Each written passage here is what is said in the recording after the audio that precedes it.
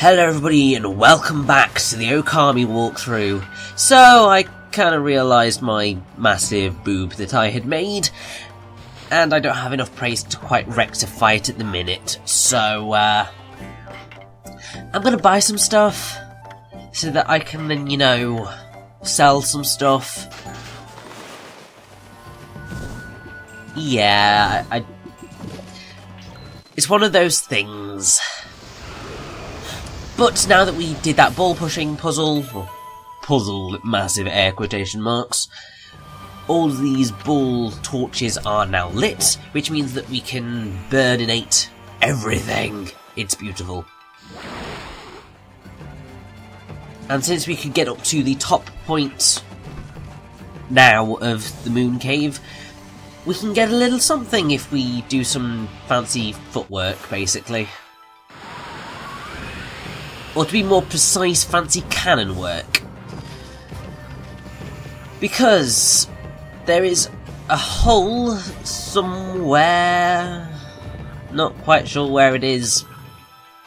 Basically, you've got to light this cannon and fire away, but it's a wee bit difficult to, you know, get the timing down.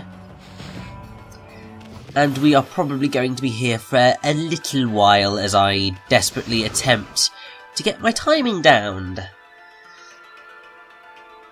Essentially what I think you need to be at is the cannon needs to be about a quarter of the way round. So like it just needs to do the last quarter of your journey, and then that's when you need to light it to get it to fire directly at the spot that will blow up. Doing that will allow us to get through into this kind of corridor. There is more fighting to be done, and I believe we're going to be getting the last thing that we needed for the chef, I think. And this is another ball puzzle, because those are just so in fashion right now, evidently. Obviously you cannot physically touch this one because it's on fire. And fire hurts. I mean, you'd think as, like, the goddess of the sun, I mean, it'd be fine, but nope.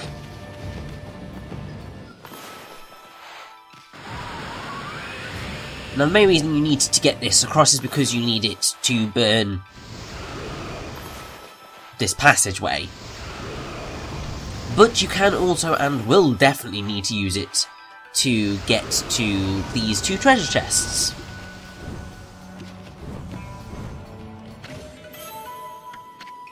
There's nothing particularly unique in them. And that's what happens if you don't get there in time. They just immediately refreeze because magic ice or something.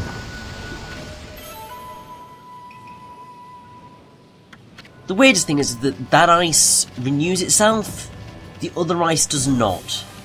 So I'm not quite sure what's going on there.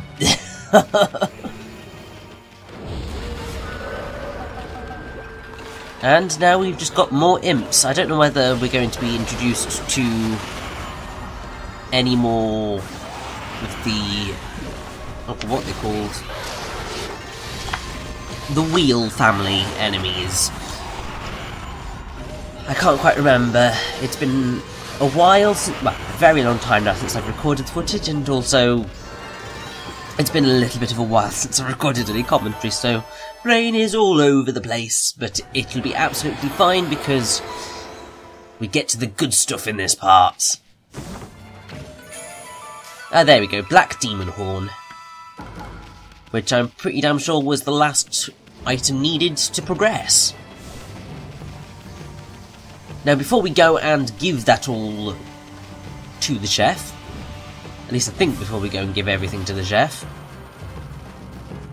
we are going to go and get that, well, go to that room that we couldn't do anything in before.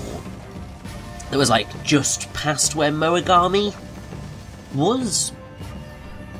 And here's me getting slightly lost, because that's always fun. It's like, I was just like, trying to picture where the room was, and I was like, nope, I'm lost. I am well and truly completely lost. But, I mean, it'll all be fine in the end, because obviously I will be able to get where I needed to go. That was an absolutely horrendous jump on my part. Like, truly terrible. I should have just landed perfectly on the spot, and that would have been fine, but nope. Simply was not happening.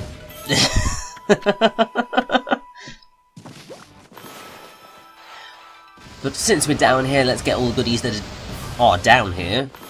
And finally, we can get that treasure chest that's been taunting us for so long.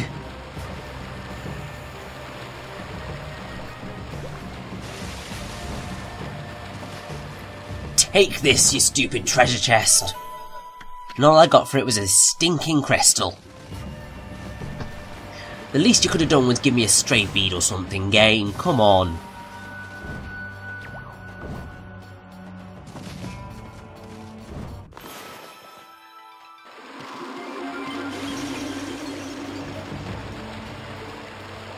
But either way, we are getting incredibly close to the opportunity to take down Orochi. Now, if you saw that crossfade there, that was because I got lost and I went hunting in loads of locations where I had absolutely no reason to go. And it's because that I didn't realise that the room was just here. And I'm pretty sure that it is just a bunch of treasures here. So there's nothing vastly, amazingly important. But, I mean, I think it was an exorcism. Well, no, Holy Bone Owl. So, very useful. Same for the sake. They will potentially make your life against Orochi a bit easier, so it's worth backtracking to get these. Especially considering you're never going to be able to return to the Moon Cave ever again. So, if you want to collect everything, then now's your chance. Otherwise you are totally wasting it.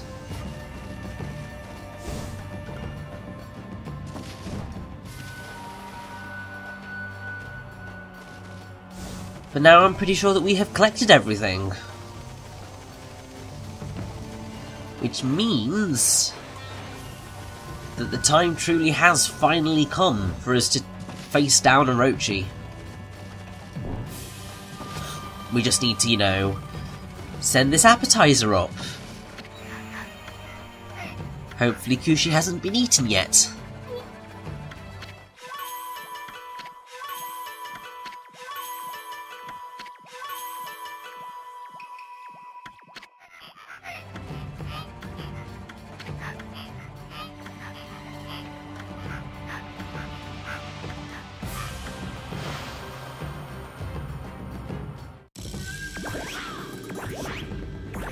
Although that said, we do need to do a little bit of brushwork to help this guy along. Or do we not? No, we don't. Thought we did. I thought we would just swirl it a little bit, it'll be fine. But no, we have... Ew. That is disgusting.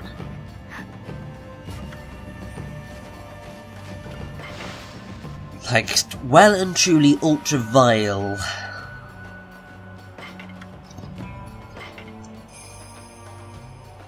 But the dungeon's basically done now, we just need to go and face down our boss.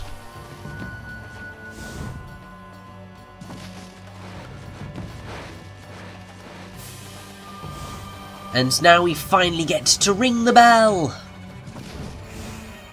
Which I believe you're meant to do by jumping headbutting it. but it's just much easier to do it by power slashing.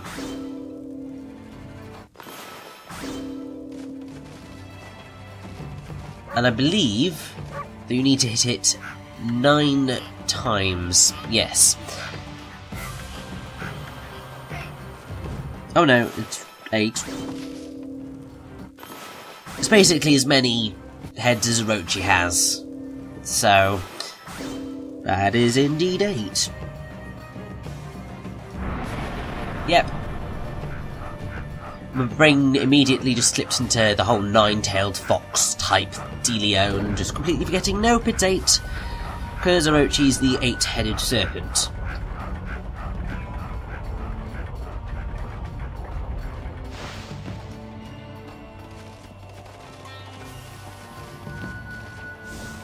But now we just need to follow that appetizer up, and hopefully Kushi has not been eaten yet.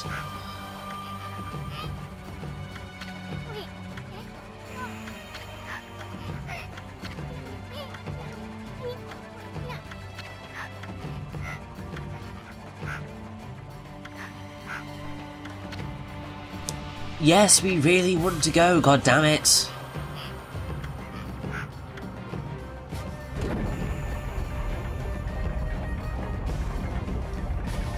It's not like he's gonna actually be able to eat you, you silly imp. I mean, it's just like, I'm sure he's probably going to be sleeping, because he's, well, maybe not quite sleeping, because it's always difficult to sleep on an empty stomach. But I'm sure he's far enough away that we're not going to be suffering much of a problem. But as we reach the top here, there is an imp merchant if you need any extra goodies before going to fight. So I'd probably advise getting a reasonable stock of the Holy Bones, maybe some extra Steel Fist sake. I've never really found much of a use for the Steel Soul sake. I mean, it can be useful, but attack over defense, if I'm perfectly honest, is the best method for the majority of this game, really. I don't think I've had a single fight where I would have valued extra defense over attack, so take it as it comes, really.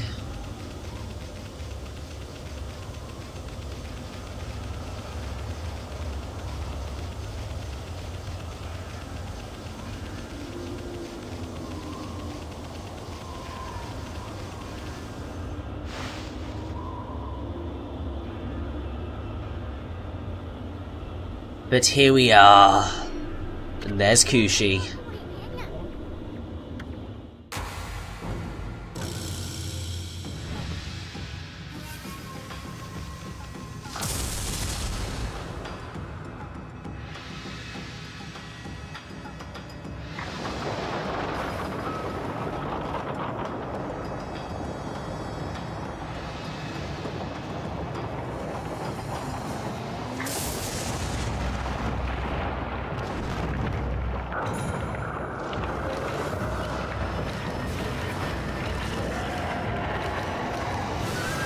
And here, at last, we see the beast, Yamata no Orochi.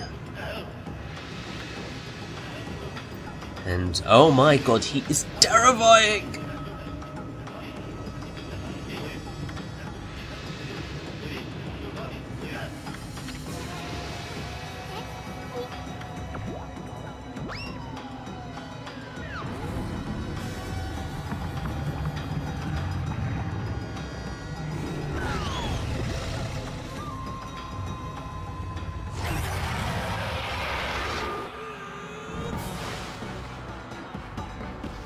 So we begin the fight with, I believe, the music Yamata no Orochi's extermination.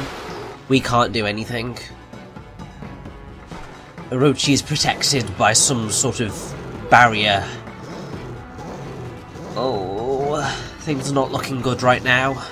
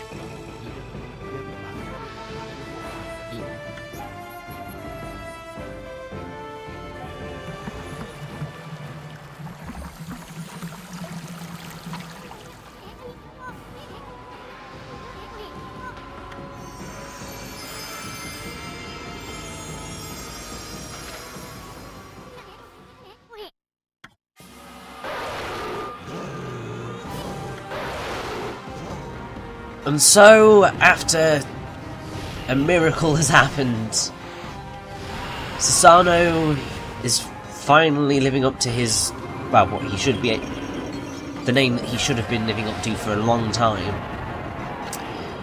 And the 8th Purification Sake has finally appeared, and now we can actually begin taking down Orochi proper.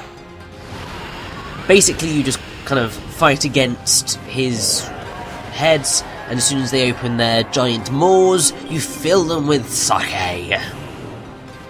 Do that twice to, I think, 3 of the heads, and then you can start taking them down even more properly. Music-wise, we had Kushinada's Crisis, Susano's Appearance, The Words of a Blood Oath, True Susano, and now we have Yamata no Orochi's Extermination 2. And I have to say, in the grand scheme of things, I'm not a huge fan of this fight. It's mostly because it ends up being quite slow, a little bit repetitive, because for all of his kind of evilness and technically how terrifying he should be, Orochi's basically a massive pussycat when it comes to the fight. Because as long as you kind of realise how to counter, he's not much of a problem. Now, in terms of design, this is what the designers said about Orochi. As a designer, this is definitely my favourite piece. I didn't put any particular thought into it, I just kind of drew it together in my spare time. It wasn't used at all. This is with a kind of black, white and red drawing for Orochi. Then we have Orochi as the main enemy in Ōkami. Because Orochi is a well-known beast in Japanese mythology, there were many voices in the Ōkami team calling for him to be the final boss. I bet there were many players who expected the game to end after they defeated Orochi. In ancient legend, Orochi is described as being like a huge mountain, so Takayasu put a garden and a palace on his back. And those in turn led to the hanging bell that turned out to be Orochi's fatal weakness, which is what we are dealing damage to right now. On a side note, we added a certain comical element to Orochi's design to contrast with his ferocious nature. For example, I wonder if anyone noticed one of the lightning heads hitting itself, well, one of the heads, lightning, hitting itself on the ceiling when Orochi was freed during the opening sequence. And then, I believe it's on the actual scroll artwork that appears when we first encountered Orochi. So the designer liked the Earth's head's expression, and the wind head looks scary too, and thinks that this was a good face to go for Orochi.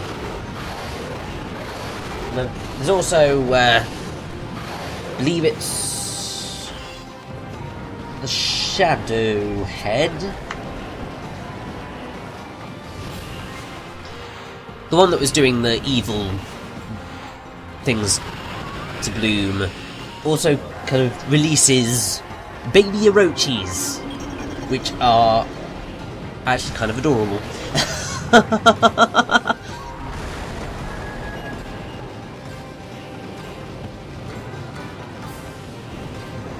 So, what's really quite cool about Orochi is that he has 8 heads, and each head is linked to a different element. So I believe this is the Earth head, and he will do earthquakes and so on as his attack. Then this is the Poison head, I think.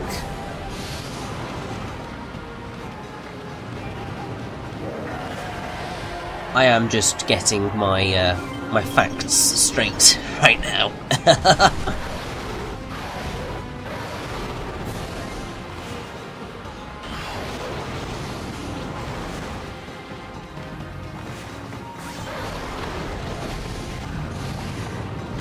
So yes, each of the heads has a different element, and what's really quite cool is that the kanji insignia on the helmet tells you what it is.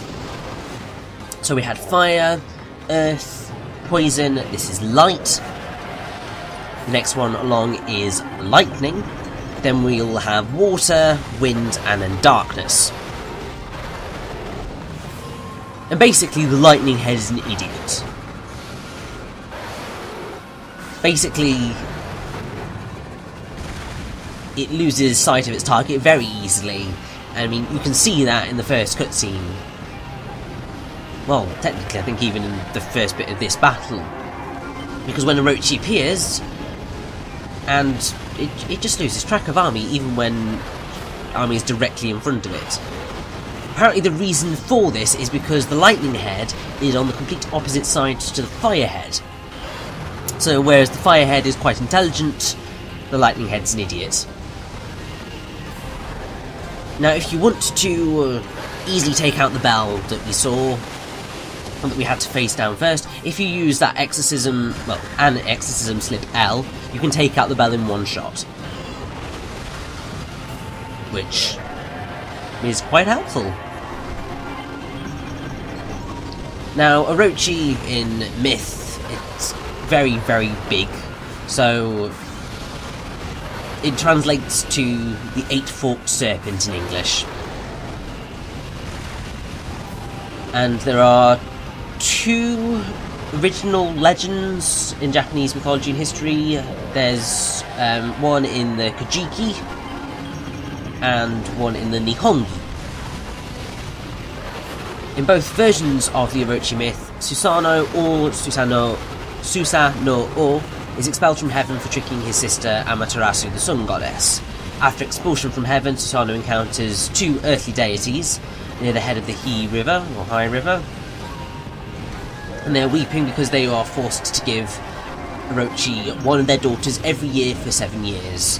and now they must sacrifice their 8th daughter, Kushi Inara Hime, so Kushi. And essentially the way that Susanoo tries to rescue Kushi is by transforming her into a comb, which is where the whole comb motif comes from. And I will probably go into the full myth that we've got here a little bit later on, because we get an absolutely amazing cutscene.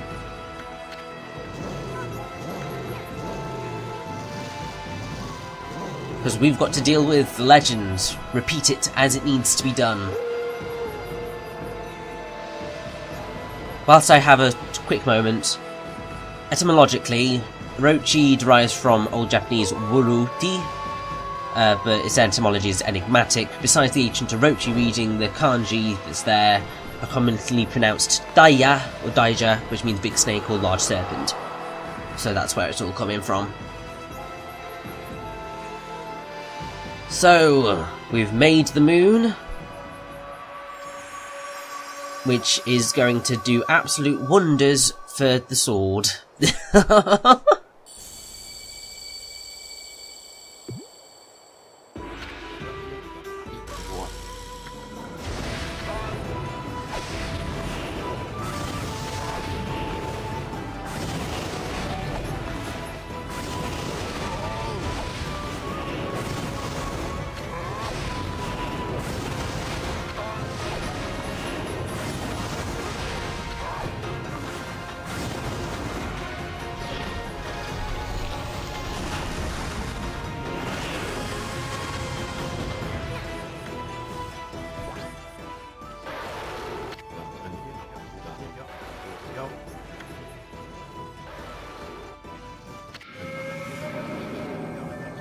Come on, Susanoo!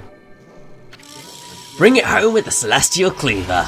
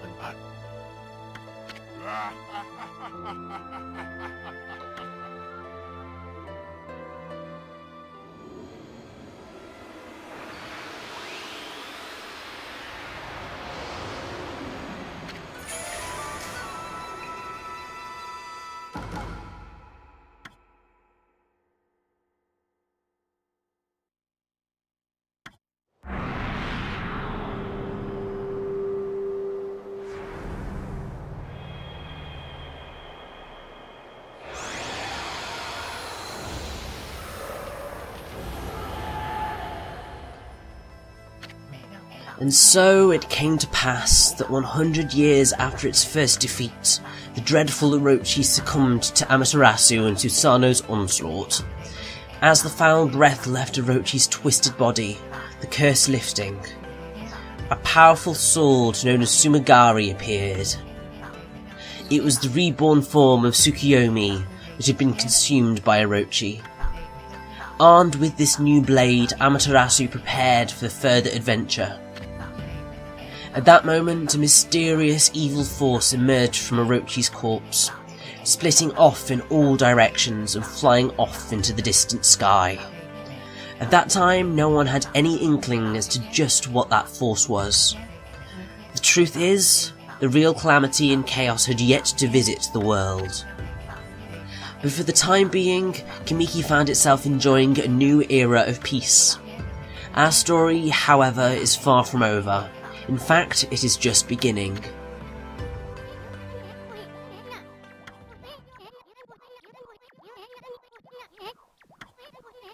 Of course we can't let it end just like this.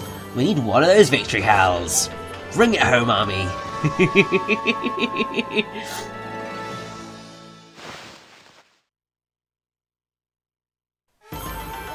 And, oh yes! Beautiful perfection! So yes, the first third of Ōkami is done. And the world is about to get a bit bigger, I think.